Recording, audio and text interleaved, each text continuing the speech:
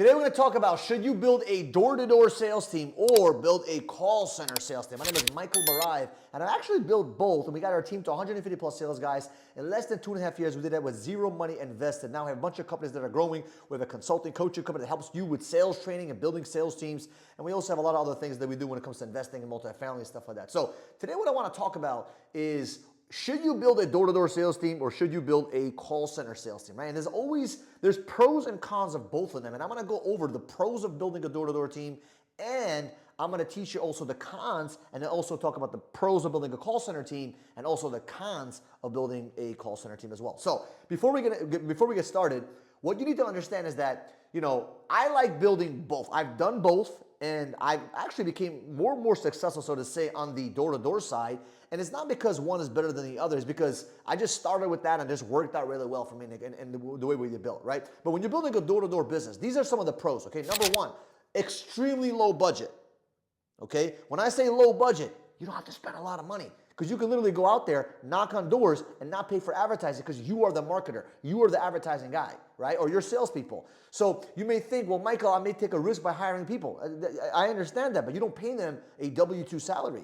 You put them on 1099, commission only, and they go out there, and if they don't sell that day, you don't have to pay them. So there's actually very little risk when it comes to building a door-to-door team. The other cool thing is that you can actually start today. You don't have to wait for marketing to be ready, advertising to be ready. You can literally start working on it today, right now. And that's the beautiful thing about door-to-door, right? The next thing is that there's low risk for hiring bad reps. So a lot of times, you may hire someone, you may hire an employee, right? You get them into the onboarding stage, you get them into training, and a month later you find out, oh my God, this guy's an L. I wish I would have known this beforehand. I wish I would have known he was a loser. I should have never hired him, X, Y, and Z. When it comes to door-to-door, and you wasted a lot of money for those 30, 60 days. When it comes to door-to-door, they literally are going out there on their own time, going out there hustling and grinding, and you don't have to sit there and worry if they're gonna make it or not, because you're literally hiring with volume. You're not hiring one guy, you're hiring 5, 6, 7, 10, 15, 20 people, as many as possible to see which ones actually want to be there and stick around and make money and actually grow. And if one of them quits, it won't really matter. If they suck, it doesn't really matter, because if you hire someone that's bad, you get rid of them really quickly and it doesn't really affect you as a business owner, right? Or as a sales leader. The next thing that's the pro that of building a door-to-door sales team, right? You get faster testing in the marketplace for the viability of your product or your service, right? So you're able to go out to the marketplace, spend a day or two, a week or two, and test out the marketplace to see if the marketplace actually wants your product or service.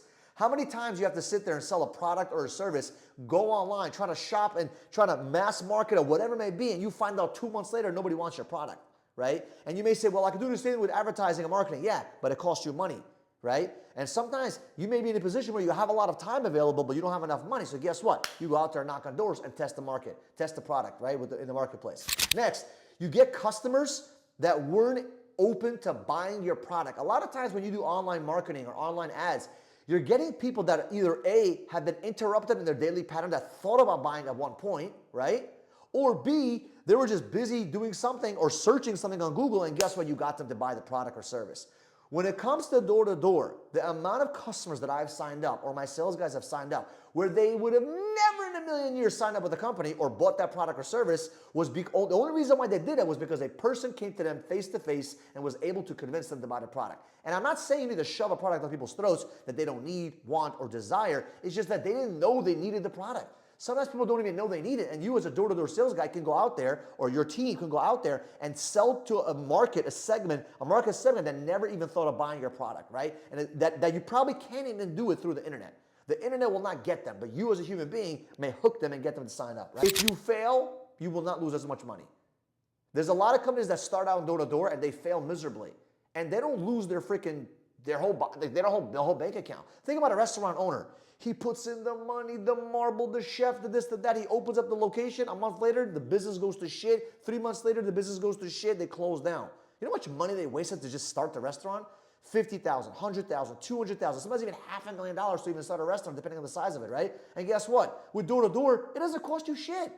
If you started and you fail, you don't lose that much money. So that's a big pro for a lot of entrepreneurs that want to kind of start out with something. Next, in-person sales is way better, in my humble but accurate opinion, than over the phone or in Zoom. In-person sales, you have a higher percentage to close because there's a lot of dynamics that you can actually kick into. For example, when I go to someone's house, I can see what's on their wall. I can see where their kids are at, their wife is at. I can build that connection and that rapport with them face to face. This doesn't mean you can't close over the phone. This doesn't mean you will not make less, that you'll make less money over the phone. I'm not saying that, because you can get one close, face to face, but a guy on the phone can get 5 sales, right? So I'm not saying that you can't make more money on the phones. What I am saying is that it's a higher percentage rate, higher close rate in person. So if you're selling a product that's high ticket, it may be better sometimes to have that in-person touch, face to face, because you'll get a better chance of closing it, right? So these are all the pros of door-to-door. Now let's talk about the cons of door-to-door, okay? These are some of the reasons why a lot of people don't want to do it. Number one, retention is very difficult for reps. It's hard to keep people excited about doing door-to-door. Like, think about the idea, door-to-door. Like, you're going from door to door, business to business, door to door, floor to floor, store to store, right? You're bouncing around from person to person, person to person. And it's difficult. Some people get punched in the face, and it's not easy for them to be able to withstand that high attitude and high enthusiasm from door to door, right? And the elite door-to-door guys are able to keep their enthusiasm as high as possible from door number 1 all the way till door 200 that day, right? And that's the challenge of door-to-door, because the cons is you got to keep everyone motivated at all times, and even yourself, right? I remember a lot of times I was out there knocking on doors, and oh my God, it was difficult. It was not easy, but it teaches you how to have grit, and that's one of the cons, right? Number 2, it's hard to expand, since your business is all based on location. Like, I can't be knocking on doors in Oklahoma right now. I gotta knock wherever I live. So if you live in Miami, guess what? You gotta work in Miami, at least within an hour vicinity, right? Because you don't want to drive 4 hours a day to work to your location. So the problem is you're limited to geographical location when you're doing door to door. So if you're trying to sell a product nationwide, it may be smarter to start off as a call center because you're able to target anywhere in the country. But you may be utilizing the door-to-door strategy. Why? Because guess what? There's segments of areas of people that you probably would never get, like we talked about, like you would never get them online, and you could do it through door-to-door. The next con, it's too time-consuming. Think about it. You got to wake up. You got to show up to the office if you're going to an office. If not, you're going straight to the field. You got to knock. You got to talk. It's time-consuming. Traffic. Like, you're literally utilizing, life to get there. And it's very time-consuming to do so. Going from door to door, if you're in an area where the houses are big and they're spread apart, you're literally walking a lot, or you're using a Segway scooter or whatever it may be. Like, it's not easy. You're wasting a lot of time, right? The other thing is what? Prospecting is hard as fuck. It's not easy to prospect, right? Prospecting is very difficult. Now, you may hire some appointment setters, but prospecting in general is very difficult. Sifting through the no's and the bullshits and the maybes and the bullshit tire kickers, all this nonsense, to finally get someone that's interested to sit down with you and then go through the present. I mean, it's a lot of work, right? It's very time consuming, but guess what? The money is there. That's one of the pros that I didn't really talk about. The money is really, really there, right? Next con, you may need a lot of reps to make a lot of money.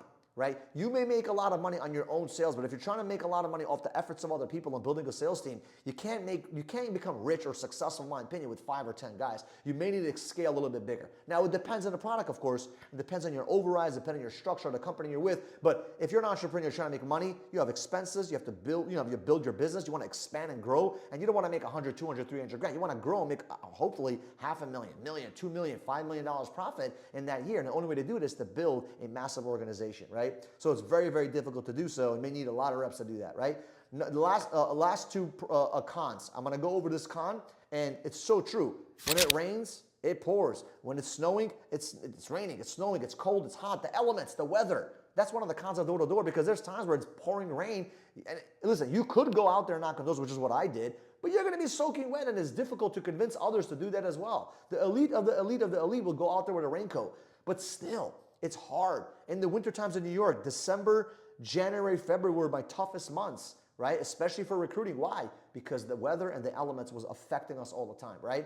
And the last but not least, the cons of door-to-door. It is very, very, very heavy on leadership-based. Meeting. If you're not a good leader, you will not have a good business. If you're not a good leader, you will not have a good team. It's all based on leadership, right? It's all based on, how good of a leader are you to attract people to have them stick around. If you're a great leader, people will stick around for a very long time. So here were the cons of door-to-door. We talked about the pros, we talked about the cons. Now let's talk about the pros of having a call center, right? Or guys over the phone. The number one, prospecting is done with money and with artificial intelligence, which is the internet, right? You have ads, you have marketing that you can literally do online, okay? And you can literally get prospecting done very easily, but you're using what? You're using money, right? But that's beautiful because prospecting is amazing, right? Prospecting done by the computer is amazing. You don't have to do all the work. You put out some ads, boom, you're getting some leads, right? Number two pro, leverage with other platforms for eyeballs and attention. Think about it this way. I don't have to be the guy that goes out there and says, hey, talk to me, talk to me, talk to me. No, I literally put out ads out there into the marketplace and the ads are doing all the work. They're my little minions running around getting leads from me or my sales guys. Okay, so that's the beautiful thing about having a call center because you're able to get inbound leads if you're doing inbound for the most part. When I say call center, I'm assuming you're doing inbound because outbound cold calling is almost the same thing as what? As door to door. It's just a little bit different. You're just sitting on their desk, right? When we talk about call center, we're talking about inbound leads and inbound lead generation and stuff like that, right? So you're using the leverage of other platforms to get eyeballs and attention for your business, for your product, and for your stuff, right? The next pro, you can hire great people very easily. It's very easy to hire top talent that may have one day back in the day have knocked on doors and they're done with that. They're okay with they already earned their stripes. Now they want to be in an easier place where they can just sit down on the AC, pick up some phone calls, and make some calls, right? And that's beautiful. Right? They've earned that right. Like a guy like me, I'm not gonna go back to door. I've earned my right. I can actually sit behind a desk as an example and make some phone calls, right? So you can hire some very good top talent when it comes to call centers. Next pro, you can build remote anywhere in the country or anywhere in the world, depending on the business you're building, right? I love hiring out of the country. Why? Because they work harder, sometimes they're even smarter, and it's cheaper, right? And I have a friend of mine, he has 50 sales guys in another country right now.